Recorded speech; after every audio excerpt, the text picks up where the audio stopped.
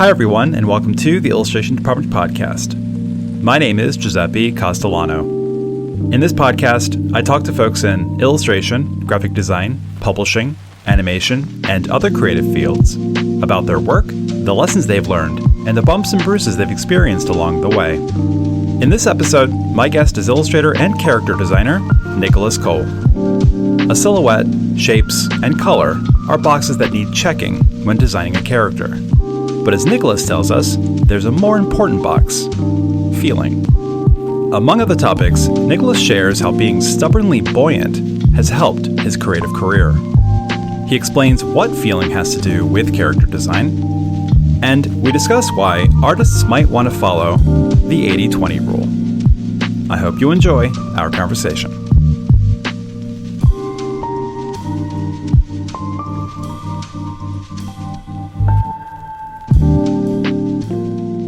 Antonio's was my first love in Providence, but then quickly that was replaced by Nice Slice. That was the big one in town. Nice Slice. Yeah.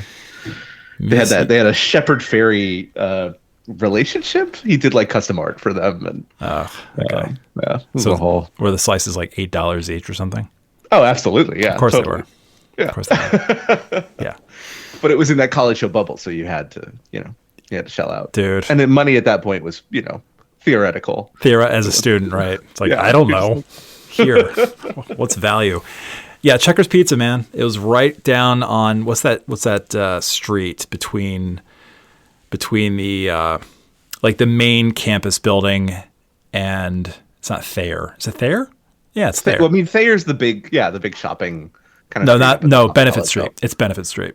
Benefit. Okay. Yeah. So nice. It's like you go down to Benefit, you take a right toward like the 3D studios. Yeah. Checkers was on the right hand side. 2 slices and a Coke for $5.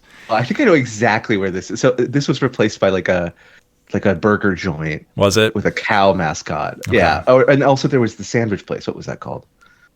I don't know. Yeah, I was there recently for a trip with my boys, and we went to the Meeting Street Cafe. Hasn't changed. Oh my gosh, yeah. One atom has not changed. Not at all. Not at all. Not at all. It's great. I even told the guy, I was like, please don't ever change. This is amazing. We just went back in time 35 years. It's great.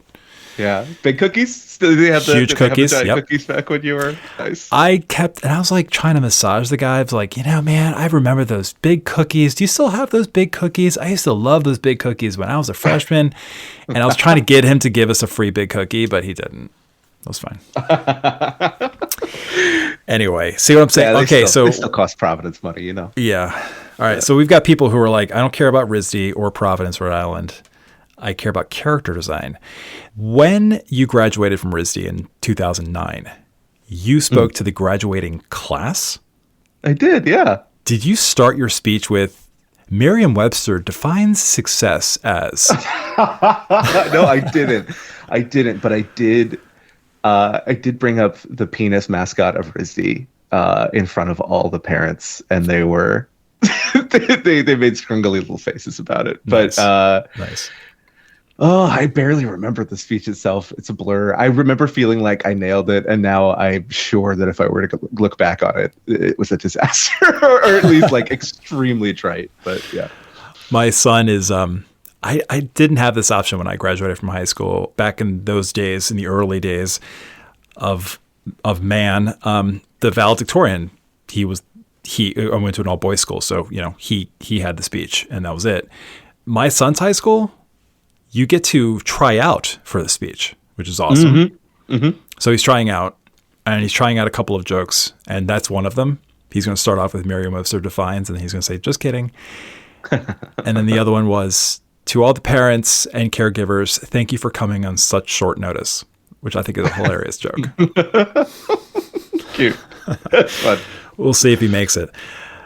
Since then, you've been an illustrator, designer, comic creator, visual developer, ambassador of mustaches, quite a smattering of creative experiences in entertainment, publishing, gaming, and grooming. You've designed characters, concepts, and the like for folks like Disney, DreamWorks, Activision, Hasbro, Mattel, and many others. So boom, bio's done. Here's the question. What percent of your biography is actually as great as it sounds? Oh, I mean, I don't have an objective sense of how great it sounds. It's been so long since I had like the sparkly-eyed view of a student who thought the industry was just going to be just incredible and amazing. And Yep. in a lot of ways, like I really have enjoyed everything so much. I really feel like I've gotten a lot out of each experience. I'm going to go with like 75% Okay. good. Yeah, I think I'm comfortable with that. Yeah. But that 25% that sucked, it really sucked. Like it was a real bad 25%. Yeah. The reason I'm asking, sort of kidding aside a little bit here, is if you work in a wide array of sectors within an industry, just generally, but specifically with illustration, there are bound to be, how do I say this sort of diplomatically? There's bound to be disappointments, heartbreak, unfairness, exploitation, close calls, woulda, coulda, shouldas. How would you, or how have you, moved through these kinds of challenges? Whether that's, you tell me if it's like more about self-doubt for you, or rejection messed you up, or difficult clients messed you up, or canceled projects messed you up. Whatever it is, how have you navigated through the 25%? Ooh, that's a big one. Well, you were listing like the coulda, woulda, shouldas and the, disappointments or feelings of exploitation. And I could think of like distinct different experiences for each one of those bullet points. And it was a great montage. Thank you so much for that. That little mind's eye trip down memory lane. But I try and get it out of the way because I just want to get it out of the way so you and I can have like a nice real talk instead of going like, you worked for Disney. Tell me what that was like.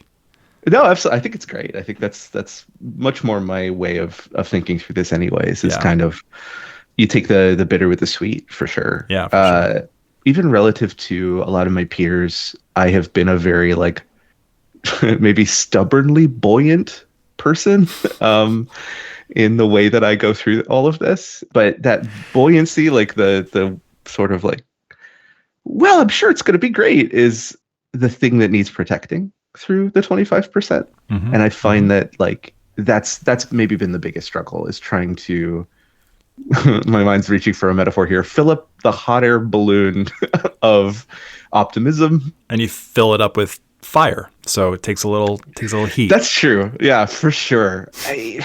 Man, I mean, each case is different. It started out pretty rough with the 38 Studios thing falling apart early in my career. Yeah. And that really hit me with a big kind of splash of water to the face, wake up call. And I think that the way that I recovered from that, there's still stuff rattling around in me from that early like experience. There's like real touchiness about like savings, especially because I had been living paycheck to paycheck. The first gig I had, it fell through completely and in a dramatic fashion, and so I really like battened down the hatches in a big way after that, and sort of have been since. But the getting through it has been about trying to protect that like little tender thing at the middle of it all that makes the whole wanting to do art enterprise tick. And I think that has to do with like going back to why do I do this at all? Like really trying to stay in touch with why.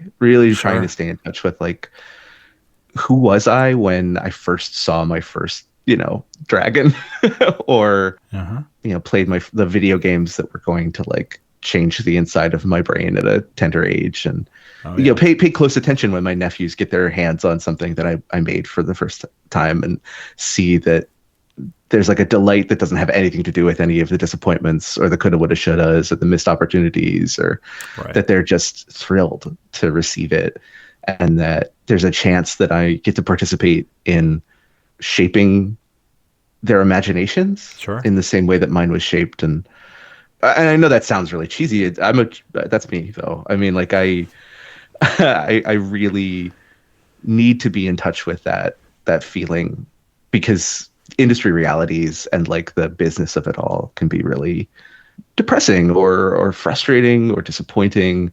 Right. Right. I don't know how else to say this other than to say illustration is simply a career. Yeah. And there are definitely a lot of like romantic and cheesy and very valid reasons why you want to be an illustrator or any kind of creator outside of monetarily supporting oneself. You have a larger plan. You have bigger ideas. You want to try something. You want to do something. You want to change something. And that's all absolutely admirable. It's still a job. Like anybody, Totally. any job, it's going to have its ups and downs. And if it's 75-25, I had a boss when I was working at Penguin who he relayed something that was related to him when he was younger in publishing. With all of your projects, you want to keep it to 80-20. 80% of your projects, 80% of everything you're doing is you're on top of it. It's ahead of schedule. It's squared away. No worries. 20% is the maximum for projects that go haywire. And I think that's, if you can get 80-20 as an illustrator, you're good. 75-25, you're Nicholas Kole. I mean, so Yeah, totally. I don't know what I'm trying to say other than to say maybe people listening to me are going like, yeah, we know. But I have a lot of conversations with folks who get freaking wrecked when they get their first rejections or they miss that first job. Yeah. I think, like I'm thinking very specifically of an experience I had pitching my personal comic project Jellybots early on. So, I had my first industry gig at 38 Studios. I was doing concept art. It was the dream gig in a lot of ways. I was doing character design. I was doing armor and creatures for an MMORPG, and I was learning on the job. But the company culture was tough, and the way it fell apart was really awful. And I learned a lot of lessons along the way, right? It was complicated. I got shipwrecked. I wound up back home with my folks, pretty much fully penniless, into overdraft stuff on bank accounts and relying on like the kindness of people around me. And in that space, try being creative when you have an overdraft on your bank account. For right? real. You know what for I mean? real. Yeah. That's when you're like, I'm going to take all the gigs that I have ever kind of ignored, where it's just like, oh, these people wanted me to draw their dog. Please let me draw your dog. Yes. I just needed anything I could put together that was just going to help me, build enough of a buffer so that I could breathe. Sure. And in that environment, right? So I'm in that desperation space. And then I probably shouldn't name names publisher wise, but like a large publisher sort of arrived to ask about this personal project Jellybots that I had been just picking at and posting online. And that turned into this like really dreamy, thrilling pitch process where it felt like, this is it. Like, I'm going to be an author. I'm going to write it. I'm going to illustrate it. Like, it's going to be a multi-book deal. And I'm going to be, this was kind of a vision of the kind of person I wanted to be. We started talking about the ownership of rights. And suddenly that entire sort of little tentative branch out into that version of a future, like just was snipped. It was just gone. They didn't want to play ball on any kind of co-ownership. They wanted the whole thing. I felt like, I'm getting ripped off in a major, scary way here. Right. That was just one of those like huge disappointments, mostly because I was so desperate and then so hopeful. Yeah. And then that hopefulness was just, poof. Yeah. They changed their minds, and you feel like you're really at the whim of a mysterious boardroom of people who thought one way for a second and turned their gaze on you, and then suddenly they turn their gaze away and you're, back where you started. I know. It's like you just want someone to say yes. And I hear this a lot. It's like just one of them, just someone say yes. Yeah. To a project, to a book proposal, here's my portfolio, say yes. And when you get no's, it takes already a lot. I was talking to an illustrator today who was saying that, it takes a lot for her mentally and just overall, physically, mentally, to put herself out there to get to a point where she can feel comfortable emailing art directors. Totally. Which I get. Yep. It's exhausting already. Then you get a no. or a nothing. And that saps more energy out of you. So it can get hard to get off the mat once once all that energy is sapped out of you for whatever reason. Completely. I got a rejection recently that I think this one has a good chance. And it went a little deep into the process. And ultimately they wrote back and they were like, after blah, blah, blah, blah, blah, no, thank you. Good luck to you. And I'm hardened on the rejection front. I can take it. But this one was a little hard. I'm just like it's a little gut punch. You're just kind of, you're like, all right, get back on my feet, do it again. Yep. And that's what you have to do. And that's, and I know it was cheesy and it is cheesy and I am cheesy, but like that's that fine. Is when good. That is truly like in that moment of, I really wanted it, like I really thought this was going to be amazing. Yeah. Like letting myself or oneself, like just kind of truly go through the grief of that possible future.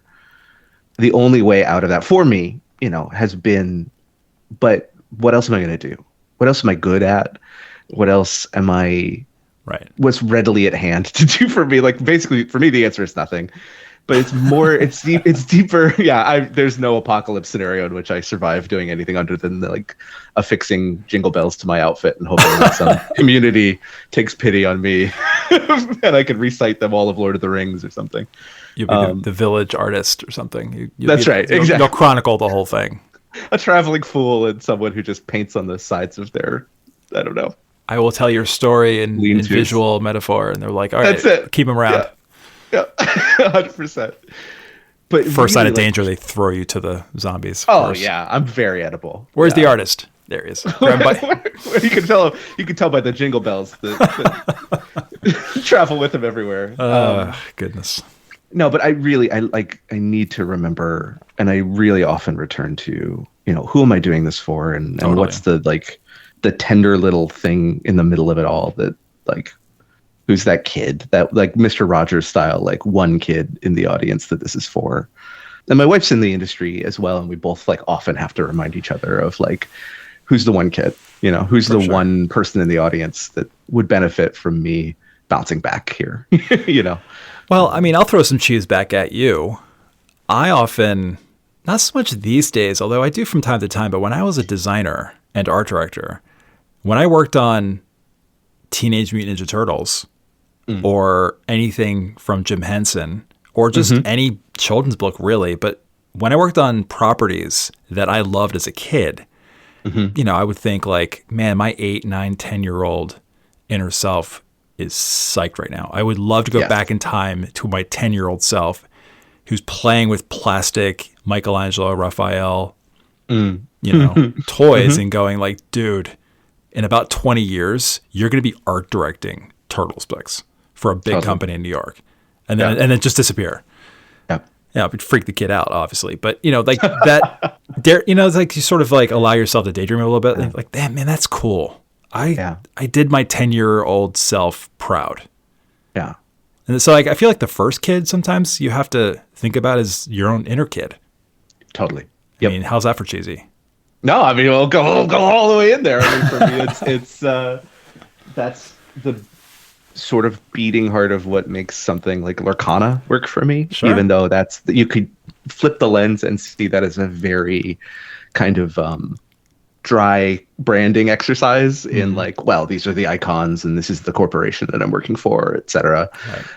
But if I change, yeah. But if I change the lens to me sitting in front of Robin Hood for the first time in the living room, with my bowl of cereal or whatever, and really smell that and feel that and think about opening a pack, of cards and seeing that character for the first time illustrated in a way that, thinking about opening Pokemon cards at the time when I was a kid too, sure. The feverish excitement I had and really trying to remember, that's what this is actually for. It's for that moment. It's for those people. Yeah. But implied in all of that, I'm doing my 10-year-old self proud is how's my 37-year-old self doing? What do I want now? Is that different? Sure. Or am I trapped in trying to service this previous version of myself. So there's a push and pull there.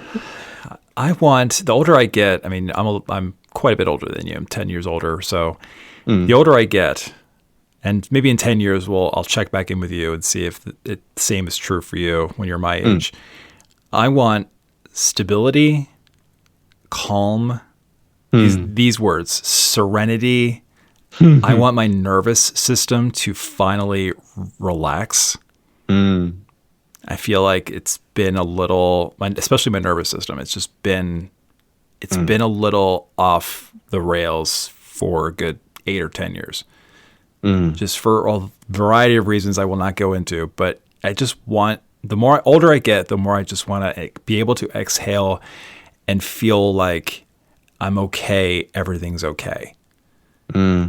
That's not true 10 years ago. 10 years ago, I was like, I want to build this, and I want this to be bigger, and I want this to be this. And, there's a lot of like bigger, better stuff, more stuff related, bigger house, another car, this and that. And now it's more like, I don't give a shit about any of it. All I want to do is be calm and okay. That's it. And who knows, maybe 10 years from now, it'll change. Who knows? We'll see. I mean, the serenity thing resonates for sure. Like, I feel like I'm in a transitional period where I'm still making commitments and decisions based out of the first mode, like the earlier manic, bigger, further forward kind of thing. And I'm starting to hit some of those like internal nervous system limits of like, oh, I'm tired. Like I can't do 3 things at once right now, or 4 things or whatever. And it's like, I need to really focus in, and also like there's a recovery period after every disappointment, of substantive size. And I'm still kind of in a little bit of a recovery after the previous layoff that I just kind of survived. So are you talking about Phoenix Labs? Yeah, definitely. Let's talk about that for folks who don't know. So in January of this year, January 2025, Phoenix Labs, which again, for folks who don't know, they're a Canadian video game developer, laid off the majority. They refer to it as the majority of their staff.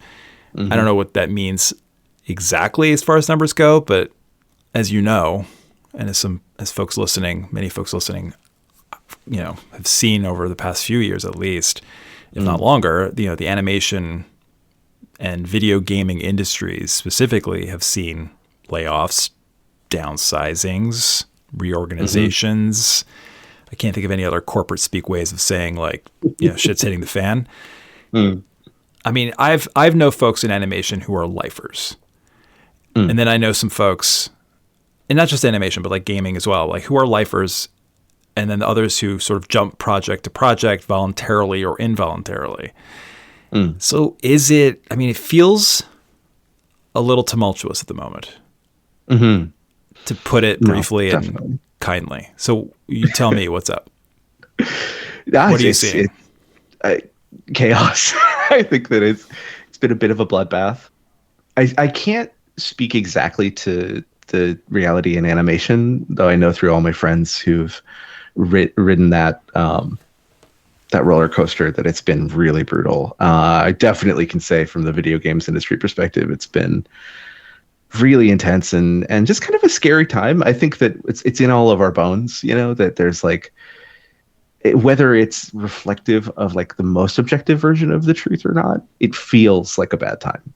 Right. And I keep trying to toggle between like, I'm hearing constantly about layoffs, but and a lot of my friends, maybe even the majority of my friends, ? I don't know, it feels like the majority, you know what I mean? It's loud, but it doesn't necessarily mean that no games are being made or that everyone's getting laid off or that, it's truly an apocalypse. And there was several waves with Phoenix Labs, and it was like late last year when my project got shut down in September, October. And they're not doing anything with it, of course. No, they're sitting on it, and it's not likely to go anywhere, which is heartbreaking because, for 3+ years we were pouring a lot of love and attention into it. And I was really scared to go into the job market because of all the layoffs that had been happening and all of the scary stuff. And definitely, like, I was more at a disadvantage than I would like to be in negotiating. But there's still stuff happening. You know, I definitely encountered teams doing their best, trying to put things together. And I was really grateful and relieved to find that there were prospects, there were opportunities out there. Always. And I wound up in a really cool place with Studio MDHR, who are the devs who did Cuphead. And I feel like I've found a little like cove away from the storm where a lot of the biggest, scariest things aren't necessarily in the room to the extent that they were, but it's still just, you know, watching this happen and the heaving and the bucking of the industry. We keep waiting for it to stabilize, for something to happen that's, you know, going to signal or, you know, help us kind of feel that the cortisol in the back of our brains can kind of slowly drain. But Yep. it hasn't happened. I don't know if it will. I don't know, like, with the sort of worst of or most intense phases of the pandemic, it felt like there's never been a moment where everyone was like, and we're fine, you know, because we're not. Right. And so, you know, I don't know if industry wise there's ever going to be a moment where we're all like feeling the relief, or if it's just going to be this slow gradation into some version of stability. I don't know. My experience feels like anytime we collectively write off a section of the industry, it comes back. Like there's a game or several games or a genre that picks right back up, and then all of a sudden you can't have too many video game developers or animators or. I mean, it's so funny how you'd think the opposite. Children's books is so stable, relatively speaking, compared to this. You'd think the other way around. I mean, it's like, oh, well, kids don't read these days. Everyone plays video games. But the video game industry is way more volatile than the children's book industry is. Oh, totally. Well, I think that makes sense. I think part of it is the nature of books versus video games. Like a book, like an animated show or movie, there's a relatively established way that that's created, right? Like you write a script and you work on the illustrations, and it takes, you know, 6 to 9 months for that to work its way through, you know, publishing's kind of inner workings, and eventually something pops out the other end. 6 months is probably rush job. Yeah. Just ask for more money on that one. Yep. But with video games, truly every single new video game is a completely new invention. You know, like Fall Guys is different from Call of Duty, is as different from Balatro, you know, as it's possible to be. But you're comparing as an industry like the success or the financial windfall of like a Balatro to a Baldur's Gate 3 when they're just wildly different, you know, pieces of art and pieces of like corporate creation. Like it's one guy in a basement fiddling with a card game versus like hundreds of people, you know, one of whom's whole job, you know, for the duration of production is probably like making sure everyone's hair looks good. Yeah. You're building the bridge under you as you go. Right. So it's not like a definite success is repeatable in video games. Like you can't just print another Baldur's Gate 3 and just change the characters and expect it to do the same numbers. So I'm going to admit I'm wading into waters I do not swim into. I gotcha. I mean, I'm still the guy who plays Kid Icarus on my Nintendo. Oh, nice. And still can't beat it. Nice. Yeah. Those are tough era. Oh, yeah. So again, I'm just going to put that there. For sure. That being said. God, this is such a just like, why don't they just all do this instead? And like, as if I'm going to just solve it right now in this Please, conversation. Let's do it. Let's solve video games. Okay. Cheaper. I'm talking like a parent. Cheaper. And I shouldn't have to sign up for this and then sign up for that and then pay for this as I'm playing the game. Right. I mean, again, I know there are people out there who are like, dude, you have no idea how this works. You're right. When you say cheaper, you mean cheaper at retail? Like cheaper at retail. A player to buy? Absolutely. Okay. Cheaper at retail. And these in-game purchases, I think, is really messing up a lot of the relationship people have with video games. Now this is just pure opinion here, based on my experience. I mean, I see it with my kids. I see it with my own experiences with video games. Granted, I'm not the target age range anymore, I guess, but it's not. I feel like they pull a switcheroo on you. It's a lot of money up front in retail, and then it's like, oh, you want the full experience? You're going to have to pay repeatedly for that. Maybe once or twice, especially when it's like a really cool game, like maybe Fortnite or something like that. But once it happens once or twice, you're like, I'm not. Why am I? I know the trick now. I'm not going to do that again. No, I can see your perspective on that. I feel like there is an inherent feeling of a kind of dishonesty to that model. 100%, especially when people aren't on top of their kids as well as they should be, and so next thing you know, your kid has your credit card number, and you see that they've spent $500, $1,000 on upgrades. Yeah, totally. I think within the industry, there's a couple realities driving that, and a couple things that are just hard to square. Where it's like the cost of a book of illustrating and writing a children's book has not gone up since we were kids to now. Really. It's changed, has fluctuated maybe very slightly, but it's a very known quantity. But the difference between making Kid Icarus and making Fortnite is vast in terms of money out from the company trying to create that. And then when you go beyond that point, the more complexity you add, the more features, the more pores on the skin of the character you're playing. That's a dollar amount, associated with every leap forward there. And I know the price of video games like N64 games, when I was a kid, they were $50-$60. Right. Of that era's money, and now they're still $50-$60 now. And they cost multiples of the budget that they did before. And they take much longer to create.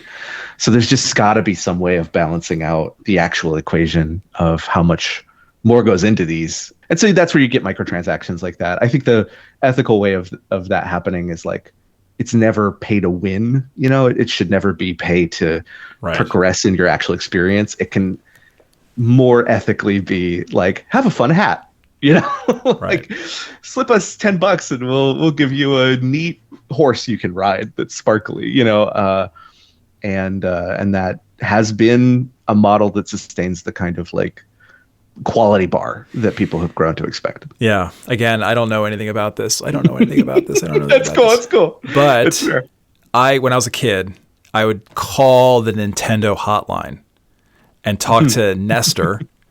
And it was like, are you having a tough time with Faxanadu? Well, on level 2, be sure to get this bread and that gold, and then you'll be able to buy the armor.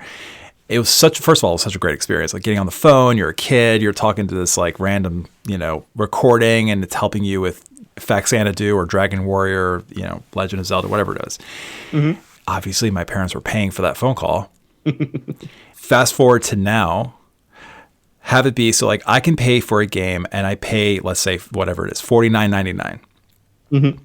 And that's it. That's all I'm paying for this game.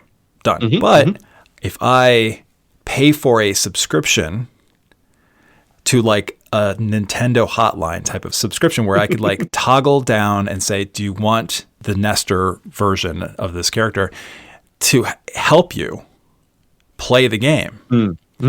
You click on yes, and so you pay $5 or so a month for that sort of Nintendo Power subscription that helps you play the games.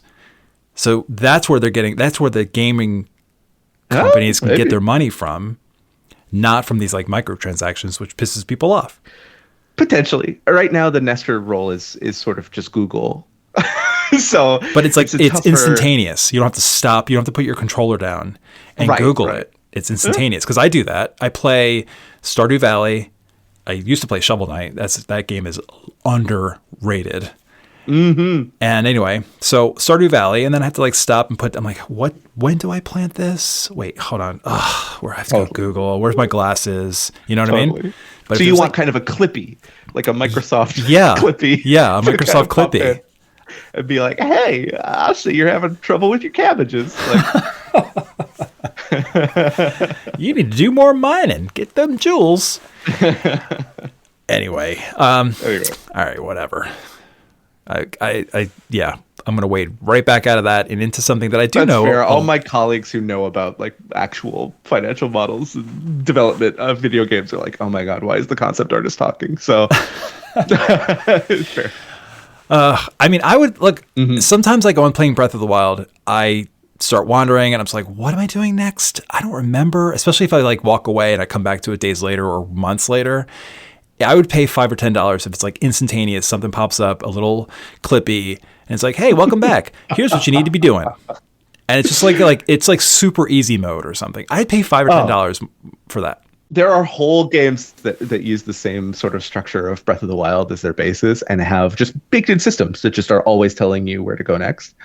And players hate it. I would. It's like an active discourse. In the Time is money, and I would pay for that because I hate spending half an hour trying to find the thing I have to do, and then I'll pitch Tired Dad Clippy tomorrow at work. On May 10th, I will be holding a picture book dummy seminar.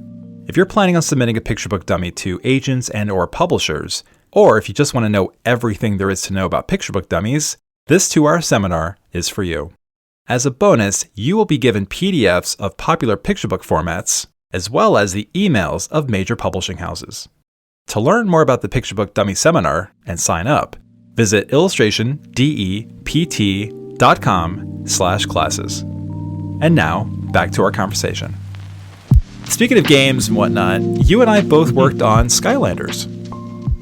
Well, I mean, I didn't actually work on Skylanders, but that's I worked for Toys for Bob though. So you worked for Toys for Bob?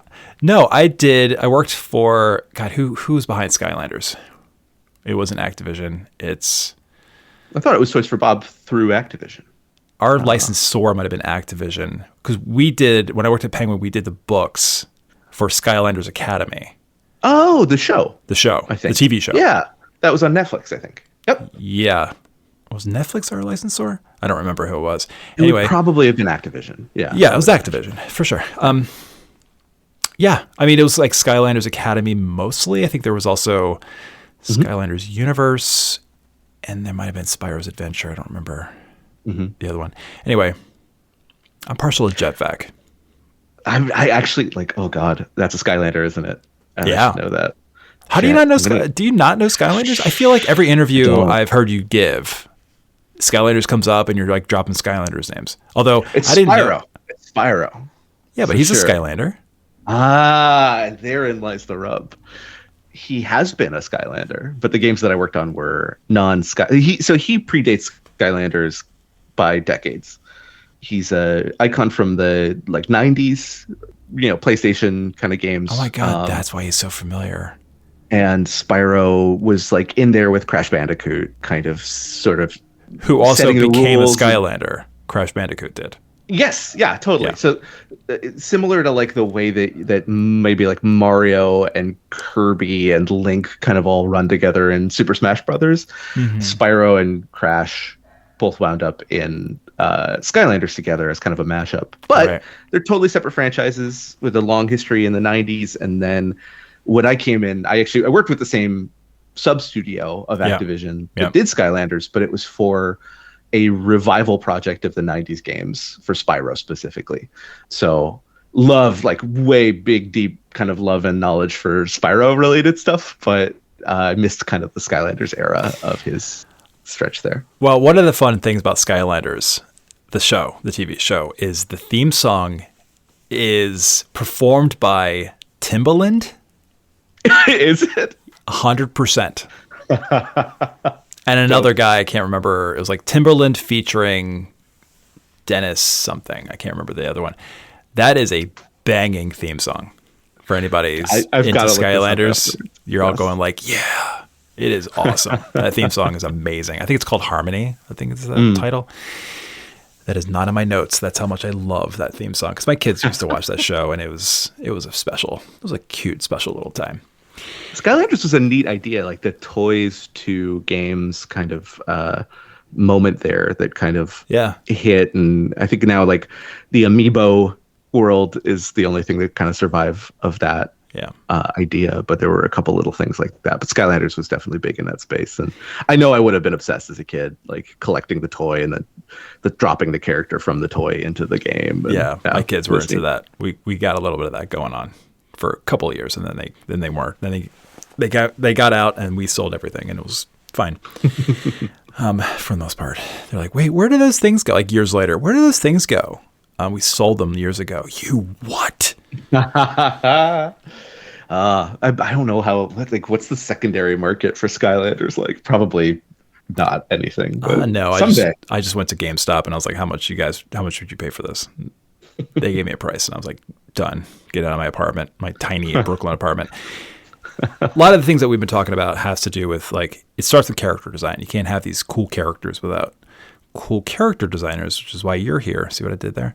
Definitely done. There are quite a few character designers out there, obviously, that, in my opinion, manage to, how do I put this? Adhere to the foundations of character design while making the designs entirely their own. For example, Shiyoon Kim, Nico Marlet, Cheyenne Curtis, podcast guests like Robb Mommaerts and Brett Bean, who I worked with both of those two dudes. Yeah, I worked with Brett. Brett's great. Brett's great. Rob's great too. They're all great. You too. Like when I see, and now see, I can call you Nick now. We've talked long enough. Oh yeah, we hit the beat. There it is. Great. When I see a Nick Kole piece, I absolutely know it's your piece. It just feels, and it's not that you're, repetitive or anything like that. You just have this really interesting shape language, like a built-in design. I don't know where it comes from, but it just feels like you're not going for anything. You're doing you. These are your shapes. This is a Nicholas Kole piece. Oh, thanks. It's true. It's 100% true. It's funny because it's really involuntary. Good. Shouldn't the things it be? That are, I think so. That's my feeling about it, is that the nightmare for me has always been to wind up in a world where I'm affecting, a style, right, and doing it the same way every time. Because I don't know if you remember the cartoon Doug. Sure. From back in the 90s. Sure. There's like a particular episode of that where he opens his closet, and the closet is just full of his like green vest, khaki shorts, green vest, khaki shorts, green vest, khaki shorts. Like It's the trope of like the cartoon character never changes their clothes. But I just always think of that image when I think of like, I don't ever want to look at my own body of work or portfolio and open my Doug Funny closet and see just green vest, khaki shorts again and again. Like that would be such a bummer. So I really try, like, it's funny because I do really try to mix it up stylistically. And there's like certain projects that really skew hard towards one direction, and some that really go super stylized, a little more realistic. The project I'm currently on is a completely new stylistic direction for me. It's always really interesting for me to hear that despite my attempts to like go wildly afield, like I'm in some ways not succeeding because it's the accidental like stuff that I just naturally do, the colors I pick or whatever, like the shapes just wind up creating a connective tissue. Yeah. But I'm specifically thrashing around while that's happening. I'm like, I gotta find a new angle or whatever. I gotta find something new to do, something weird. And it just winds up looking like, yeah, that's weird, but kind of just looks like your thing. Yeah. You zoom in on the head, you zoom out on legs, you make this bigger, that smaller, mess with your silhouette. You're trying to consciously work your way away from like what you would normally have done. And then through these adjustments, it just comes right back to what you all the way full circle. And it just looks like part of the larger body of work. You're like, that's me. That's my drawing. That's it. Can't help it. For someone listening who wants to level up their character design, whatever industry they want to get into or are in, animation, video gaming, children's books, whatever, character design is incredibly important. What should their approach be?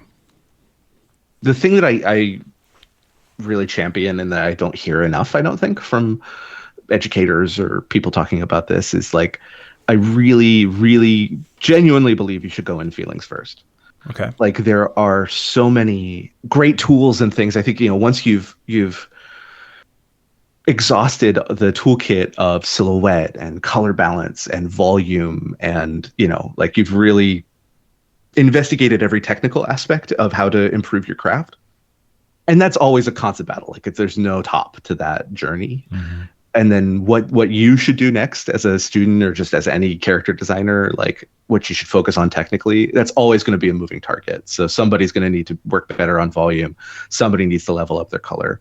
But I think everybody past a certain level, and even at the beginning, honestly, I think that there's no point at which it's wrong to really ask, like, I try to do an exercise for characters, where when I'm sitting with the brief, I like really literally physically close my eyes, not metaphorically. Like I sit and I close my eyes and I quiet my space and I try to imagine, like, what is it like to stand in the presence of this character? They have entered the room. How do I feel?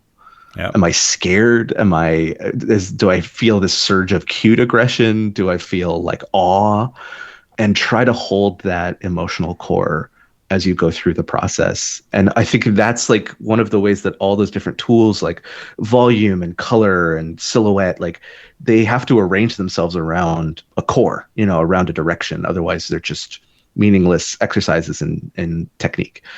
And that core can be emotion. And when it is emotion, like I think the greatest character designs in the world make you feel just to see them. My favorite examples are like the xenomorph, the alien from Alien. Just to see it, especially as like a 13-year-old kid, it's just like, that is the scariest thing I've ever seen. It's the coolest thing I've ever seen. I need to draw it immediately. Like there's a magnetism and an intensity just to that design that comes from a designer, Giger in that case, like for better and for worse, like feeling his way through that process and bringing something up out of his subconscious that really resonates. Sure. It's like when you turn the corner in the video game, when you flip the page in the book, when you walk down the toy aisle and look left, like what's that moment like for the person, the audience member, What is the effect you're trying to create in somebody who's approaching it? How would you want to feel as a kid or as just, whoever you are in your audience? And that's where things like the element of surprise, that's another thing I really like to teach a lot, is like, can you design in such a way that it presents one thing and then something of the design opens up or flowers the closer you look? Can you hide things that reward scrutiny? That's a big one for me. If I could write it over there's a couple things I would probably write over the lintel of my studio, so I can't ever pick one, but like reward scrutiny would be one of the ones I would pick. Like do designs that give somebody a treat for looking closer. Yeah, sure. It can start with shape, though. You mentioned like it can be something like Severance, where they're looking at the numbers. They're like, these feel bad. Like it could be that your way in is to start with shape and then sort of look at the shapes that you've created and ask yourself if any of them make you feel anything. Yeah. Are you a big silhouette designer? Exactly not that, which is funny because I think that I wind up with silhouettes that I'm excited about, but I don't start there. Character Design 101, they teach you about silhouettes. Oh, check the silhouette of your character. Draw a character, fill it in with black. If the silhouette isn't interesting, it's not an interesting design. And at the time when I first learned about this, when I was in school, I was like, oh yeah, that makes sense.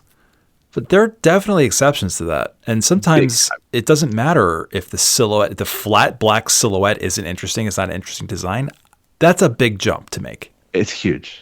It's one way. It's taking one of like what I would say probably are like somewhere between 15 and 50 different tools that you have in your toolkit, like the balance of color, like the flow of volumes, like the emotion driving kind of caricature and pose. And silhouette's one of those. And I think for a stretch when you and I were maybe coming up, and there was a book called The Skillful Huntsman that went around, which was like, do you remember that? Yeah, that was like the Bible of silhouette first character design in its time. And I think that imprinted so intensely on a lot of people of a certain generation doing this. But to my mind, it's just one really important, but just one principle within the process. Like, are you familiar with like the movie Spirited Away, the Studio Ghibli movie? Of course. For me, the big wow moment was encountering No Face, in that movie. Yeah. Like what's his silhouette? Like there's no silhouette. It's not, it's in terms of exterior stuff and even interior, even if you were to add the mask as a cutout negative space in the silhouette, it's not going to stand out as the most jagged, wild, interesting shape on a sheet. Yeah. But it happens to be one of the greatest character designs of all time. If I'm not mistaken, I guess as an Italian, I would pronounce it Ghibli. Yes. As someone who speaks Japanese, I believe the official pronunciation is Studio Ghibli. I know. I won't do it. I can't do it. They're my favorite, and I can't because I grew up in Europe, and German is the right. It's Ghibli. Ghibli. Well, in Italian, it's Ghibli. So yeah. But Miyazaki pronounces it Ghibli, so I'm going to go by Miyazaki. You're right. I know. And I think I know. Just by my sigh, I'm pretty sure you know where I'm going with this. Oh yeah. You've seen it, right? Of course. All of the AI. Yeah. What do I call it? Just slop. Yeah, thank you. Slop. Studio Ghibli, quote unquote, inspired. Mm. What do you make of it? I'm very, very. I would characterize it as party ruiningly angry, maybe like moral scold mode about AI. Like I have nothing good to say about it. It's lovely to know that the people I invite just sort of like I gravitate toward and I invite them onto the podcast just happen to feel the way I feel about AI. So I didn't bring you on to set you up for AI to say the shit that I say, but I'm so glad to hear you say that, Nicholas. I'm with you, man. Scorched earth. Just scorch 100%. 100%. Yeah. It's all out for me. It was a thing, I was recently in the job market, trying to find that next gig and, lined up a couple of interviews. And one of the things that I brought to that was like, really glad to be here. Excited to talk to you guys. When they turn it over to that, like, and do you have any questions for us? Kind of section of the interview. It's always for me like, okay, yeah, I do actually. And it's about, this is what I'm using as a razor to determine one choice versus another. Yep. But I want to know, how you guys are fixed via AI and generative kind of image making. And I want you to know before you answer that question that wherever AI is not somewhere I'm going to be. It's just my principle. It's the way that I'm moving through this moment. Yeah. And I got some really interesting conversations with some really interesting studios about that. Some larger brand names that you wouldn't expect saying outright "fuck AI" in the interview, which was awesome. Cool.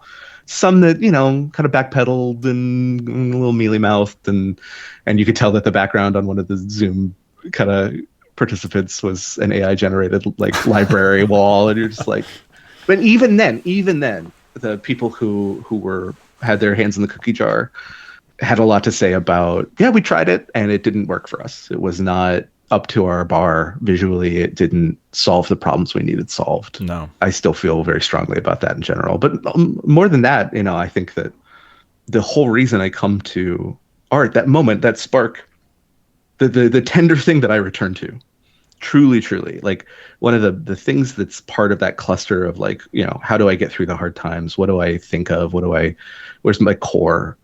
Why do I do this?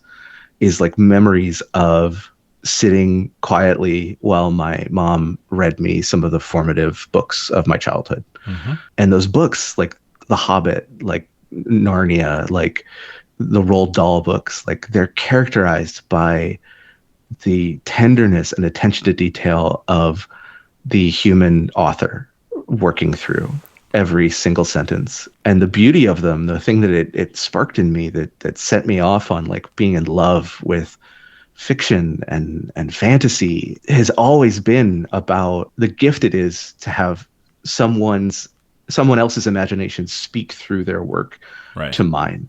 Yep. AI has literally nothing to do with that.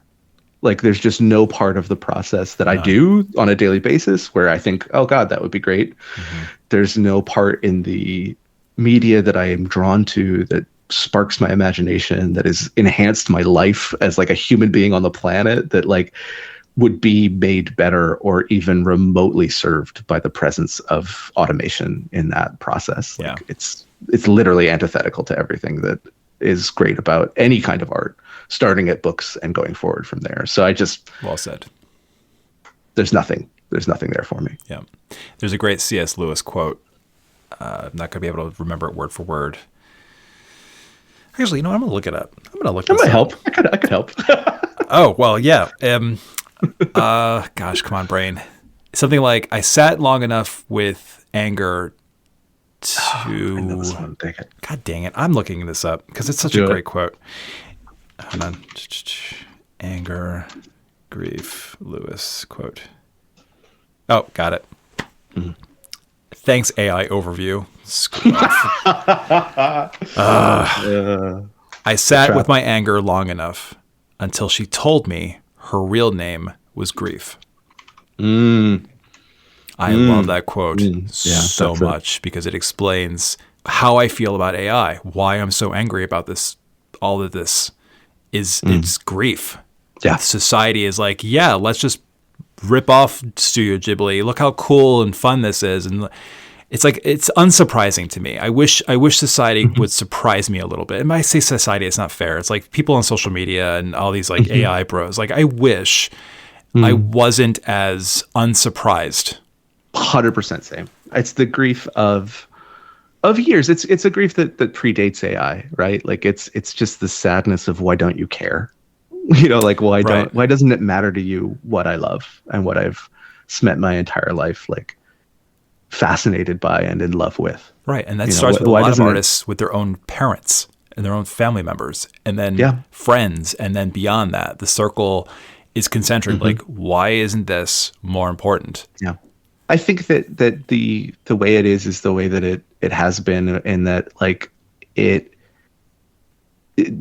people do, I do still trust that people will notice it when it's gone, and they will feel the ache of the lack of it over time, writ large, as an audience, certainly individual people here and there will never care or, but that in general, the things that have erupted into the culture and become like a huge part of who we are. I believe that has everything to do with the authorial voice on the other side, with like the presence of intention in every brushstroke, in every sentence. And if there's no intent, there's nothing to receive. And the lack of that over time is just cumulative. And I think it's just people will feel it. Yeah. And they'll notice it when it is there, because they'll be lacking so many other places. Right. It's like, why do you want this?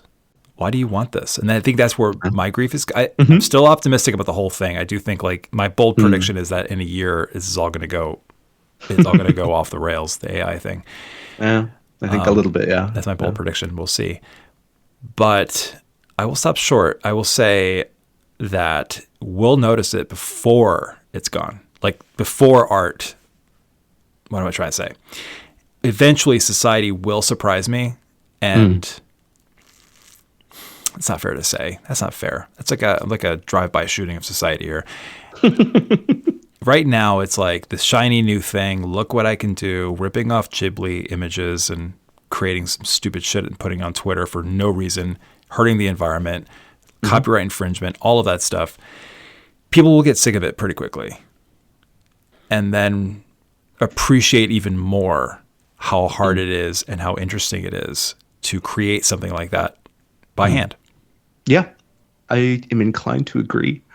And I would add to that there has always been multiple worlds of art and media, and that before AI ever entered the conversation, the massive majority of money in movies or in video games or in anything is often flowing to games or films or books that just have nothing to do with my interests or anything that I think is great art. Like it's Kardashians, it's reality TV, it's the massive predomination of Mr. Beast on like all these things that are huge that without AI I would still consider to be kind of just slop, not to be too spicy. And I think that the fight, and when people are like, this is the future, it might be the future of slop. It might be the future of garbage entertainment that I've never cared about or wanted to make. Yeah. I'm not convinced that it's the future of great art. Yeah. Like at all. Speaking of great art, what would you say to folks listening who want to stay on the 75% side of things in their own careers? What piece of advice or word of wisdom would you like to share with them? Sort of depends on where they're at in their journey. I think that for students and mentees that I've worked with, like often the advice boils down to your portfolio, the work that you're putting out there. Like it should be work that you love, and it should be, if it's 75 or to 25 or 80-20, crap or good stuff to crap out there. Yep. Then maybe your portfolio should reflect 80% stuff that you love, that you're obsessed with, that you actually genuinely light up about, and 20% exercises intended to check boxes for the industry. And it should never be reversed, that it's 80% box checking exercises, because you'll get hired to check those boxes again and again. If you put out work that you hated doing, but you felt like you had to, you'll get hired for jobs that you hate doing, that you feel like you have to. Right. And that's a self-perpetuating cycle that is going to turn that 80-20 on its head, and you'll be doing 80% miserable stuff that feels like a slog, and maybe you get 20% of stuff that really lights you up. So I really feel like my whole career, social media has played a big part in doing that, but just being able to steer our own body of work via our portfolios is a really powerful lever that we have, because there are a really vast amount of different types of work for artists out there. I think the other thing I would say is don't pigeonhole yourself into a single industry either. Be open to book covers, be open to children's books, be open to video games, be open to mobile games, be open to, TV shows or movies, or don't just decide that you want to work in feature animation and there's nothing else out there for you, because that's going to reduce the amount of joy you can have doing what you do by, a large percentage, because you're just cutting out opportunities that will never have the chance to surprise you and contribute to that 75% of really wonderful stuff. Because some of that's just been, if I had just said I do video games, I would have missed out on working for Play-Doh, and literally playing with Play-Doh for a living for a couple months, or getting to do book covers, or working in comics, or, and that versatility has really helped me stay in the pocket of stuff that I actually really enjoy.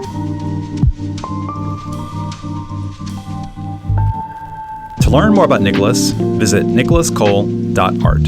If you find value in this podcast, you can support it by subscribing to my best-selling Substack. For $5 a month or $50 a year, you will access hundreds of articles on the art, practice, and history of illustration, unlock bonus podcast episodes called Extra Credit, and connect with other members of the ID community. Join me on Substack by visiting illustrationdept.substack.com. Thank you so much for listening. Until next time.